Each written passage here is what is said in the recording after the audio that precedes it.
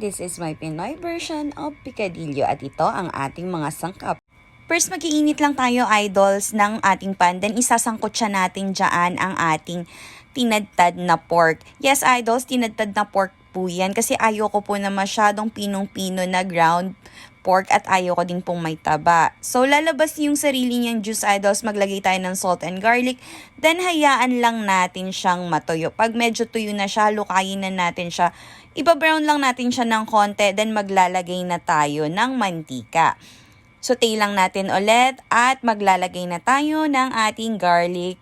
Saute lang ng konti at ilalagay na rin natin ang ating onion. Ayan, hayaan lang natin lumabas yung aroma ng ating onion.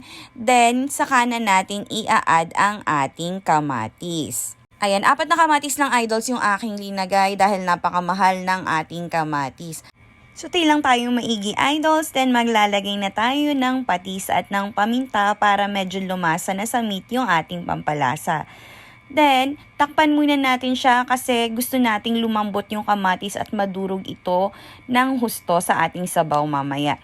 Ayan, at medyo malambot na. Habang hinahalukay mo, idols, durug-durugin mo na rin yung iyong kamatis. Pag nilagay natin yung ating 3 basong water is mag-incorporate na siya sa ating sabaw. Halukay lang, idols, then takpan natin. Pakuluin natin hanggang manuot yung lasa ng ingredients sa ating tinadtad na karne. Then open na natin, idols. Halukayin lang natin ng konti. Then maglalagay na tayo ng patatas. At dahil nakulangan ako sa kulay ng ating picadillo, nag-add ako ng 1 kutsarang tomato paste para sa dagdag ng kulay at dagdag asim sa ating picadillo.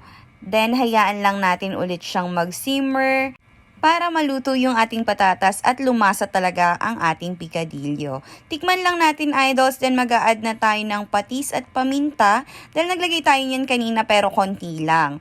Then halukayin lang nating maigi, idols, para lasang-lasa talaga. Takpan lang natin ulit hanggang sa kumulo. Then mag-a-add na tayo ng ating carrots. Halukay lang, idols, then simmer natin siya ulit hanggang maluto yung ating carrots. Pero hindi natin patatagalin ang pagluluto niyan kasi tatamis yung ating picadillo. Hindi naman natin yun gusto. At after 5 minutes, linagay ko na ang aking bell pepper. 30 seconds lang, idols, pwede na yan para may crunch pa ang ating bell pepper. At ayan na nga, tinikman ko na okay na ang ating picadillo. Kaya gawin mo na ito sa iyong bahay, idols.